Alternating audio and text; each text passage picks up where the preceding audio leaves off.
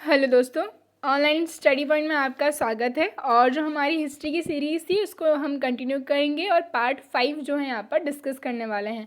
Top 30 most important questions हम यहाँ देखेंगे। सो वीडियो को पूरा देखिएगा, स्किप मत कीजिएगा। इसको ज़्यादा से ज़्यादा लाइक करें, शेयर करें, चैनल को सब्सक्राइब करें। हमारा मोबाइल एप्लीकेशन अगर आपने अभी तक डाउनलोड नहीं किया है तो जल्दी से डाउनलोड कर लीजिए। डेली के फ्री PDFs, ऑडियोज़, क्विजेस सभी कुछ आपको यहाँ पर मिल जाएंगे। देखते हैं पहला क्वेश्चन। निम्न में से किस एक को लाला लाजपत राय ने अपना राजनीतिक गुरु माना था? तो आंसर है इसका मैज़नी को। ठीक है, लाला लाजपत राय के बारे में सभी को पता होगा। लाल बाल पाल तीनों आपने सुने होंगे। ठीक है, निम्नलिखित अंग्रेजों में से कौन सा था जिसने सर्वप्रथम भगवत गीता को अंग्रेजी में जो है अनुवाद किया था? काफ़ी इंपॉर्टेंट क्वेश्चन है। तो इसका जो सही आंसर है वो है चार्ल्स विल्किंस। ठीक है, क्या होने वाला है सही आंसर? सही आंसर है इसका चार्ल्स विल्किंस। ठीक है, और इसको आश्रय प्रदान किया गया था बाय दी वॉरेन हेस्टिंग्स, जो कि पहले गवर्नर जनरल थे बंगाल के। निम्नलिखित में से किस शासक ने शाहरुख नामक चांदी का सिक्का चलाया था? तो आंसर है मुगल बादशाह बाबर। ठीक है ना, बाबर जो हैं इनके द्वारा भारत में हम बात करें मुगल साम्राज्य की नींव रखी गई। 1526 में ये आए। पानीपत का युद्ध होता है, ठीक है ना, इब्राहिम लोदी के साथ, जो कि लास्ट रूलर होते हैं लोदी वंश के। इसके बाद फिर खानवा का, चंदेरी का, ये कुछ बैटल होते हैं और बाबर जो है परमानेंटली सेटल हो जाते हैं इन दी इंडिया। 1530 के आसपास जो है इनकी डेथ हो जाती है। ठीक है, फिर इनके बेटे आते हैं हुमायूं। इस तरीके से रूल कंटिन्यू रहता है। नेक्स्ट देखेंगे, भारतीय राष्ट्रीय कांग्रेस के किस अधिवेशन में महात्मा गांधी को चंपारण के किसानों की समस्याओं से अवगत कराया गया था? तो आंसर इसका लखनऊ अधिवेशन 1916। देखिए, चंपारण का जो सत्याग्रह है गांधी जी का, उससे तो क्वेश्चन पूछा ही जाता है। इसके अलावा मैंने कई बार कांग्रेस के पूरे अधिवेशन जो हैं आपको बता दिए हैं, जितने भी इम्पॉर्टेंट और जो भी पूछे जाते हैं। ठीक है ना, सो अधिवेशन जो हैं आपको याद रखने ही हैं, डेफिनेटली वहाँ से क्वेश्चन आते हैं। ठीक है, एक इम्पॉर्टेंट सा है जो पूछा जाता है कि किस अधिवेशन में जो है गांधी जी अध्यक्ष बने थे? तो कौन सा था? 1924 का बेलगाम अधिवेशन, है ना। इसके बाद प्रथम भारतीय महिला अध्यक्ष 1925 का कानपुर अधिवेशन था। ठीक है, इसके बाद हम बात करें जब पहली बार वंदे मातरम गाया गया तो 1896 का कलकत्ता अधिवेशन था। तो इस तरीके से कुछ इंपॉर्टेंट है जो आप याद रखेंगे। ठीक है, किस अधिवेशन में होम रूल समर्थक अपनी राजनीतिक शक्ति का सफलपूर्वक प्रदर्शन कर सके? तो इसका आंसर है वही कांग्रेस का 1916 का लखनऊ अधिवेशन। ओके, करमचंद गांधी जो कि फादर थे गांधी जी के, मोहनदास करमचंद गांधी जी के, तो ये जो है कहाँ के दीवान थे? तो तीनों ही ऑप्शन करेक्ट है, पोरबंदर, राजकोट, बीकानेर। ठीक है, डी जो है करेक्ट ऑप्शन होगा।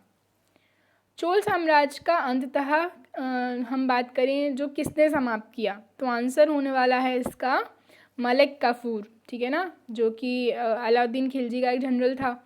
और हम बात करें जो साउथ की जो डायनेस्टीज़ है ना, मैंने ऑलरेडी कवर कराई हुई हैं, आपने नहीं देखा हो तो आप देख सकते हैं।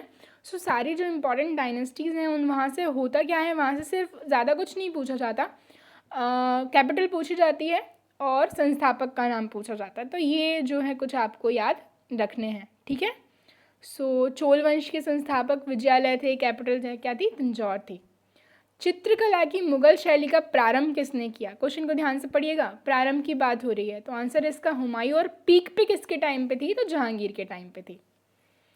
निम्नलिखित में से कौन तमिल रामायण या हम बात करें रामावतारम का लेखक था? तो तमिल रामायण जो लिखी गई थी वो लिखी गई थी ऋषि कंबन के द्वारा।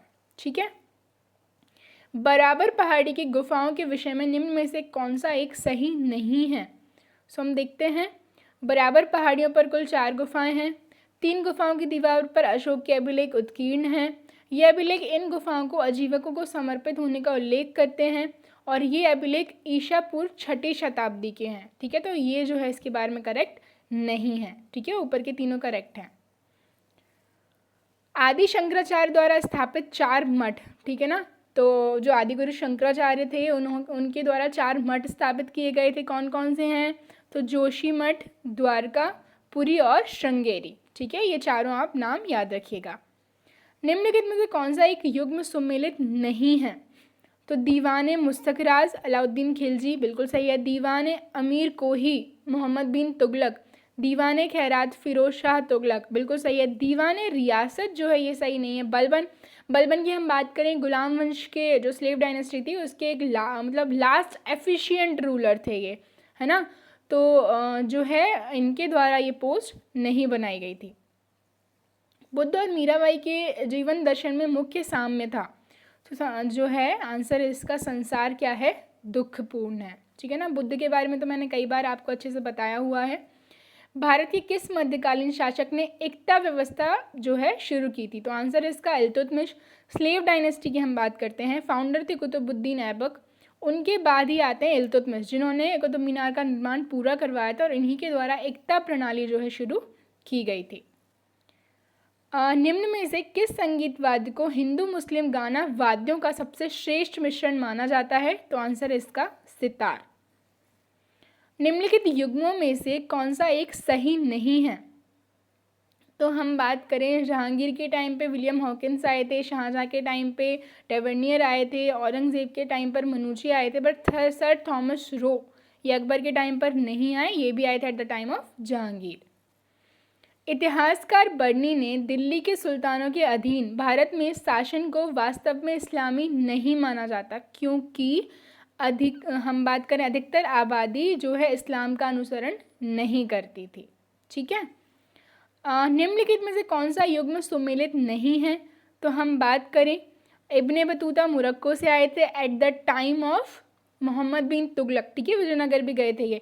इनकी बुक है जो आप याद रखेंगे मोस्ट इंपॉर्टेंट, रिहला। ठीक है ना। मार्को पोलो इटली से आए थे, नूनिस जो है पुर्तगाल से आए थे, जबकि अब्दुल रज़ाक जो है तुर्की से नहीं आए थे। ठीक है ना। और ये भी आए थे at the time of Vijayanagar ruler. तो ये सी जो है इसका करेक्ट ऑप्शन होगा, ये सही सुमेलित नहीं है। साथ ही साथ मैं आपको बता दूं जितने भी जो आए हैं विदेशी यात्री उन पर मैंने एक पर्टिकुलर वीडियो बनाया हुआ है, सो आप उसको देख सकते हैं। काफ़ी ये क्वेश्चन जो है पूछे जाते हैं।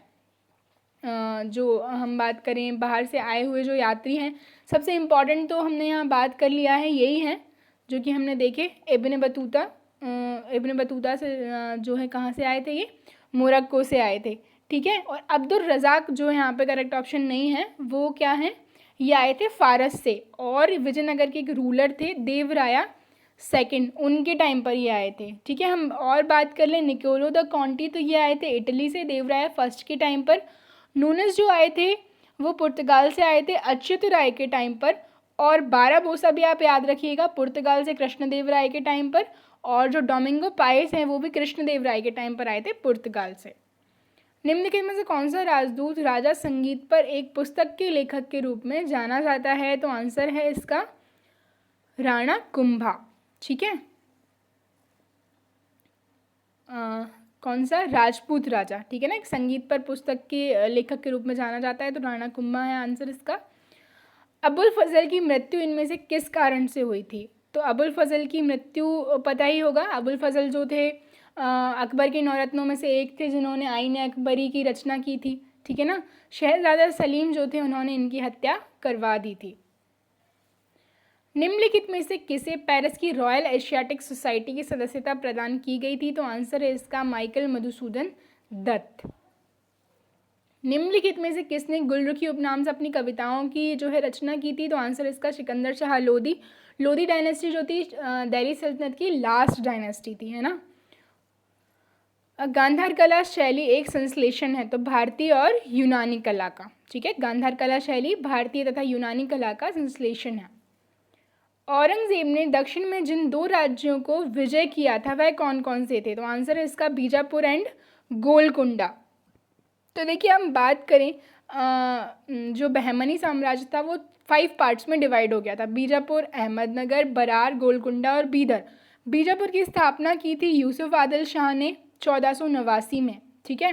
अहमदनगर की थी मलिक अहमद ने 1490 में। बरार की थी फ़तेह उल्लाह इमाद शाह ने 1490 में। गोलकुंडा की थी कुली कुतुब शाह 1512 में। और बीदर की थी अमीर अली बरीद ने 1526 में। 1942 में कांग्रेस के बम्बई अधिवेशन में किसके द्वारा भारत छोड़ो प्रस्ताव जो है किया गया था, तो आंसर है इसका जवाहरलाल नेहरू।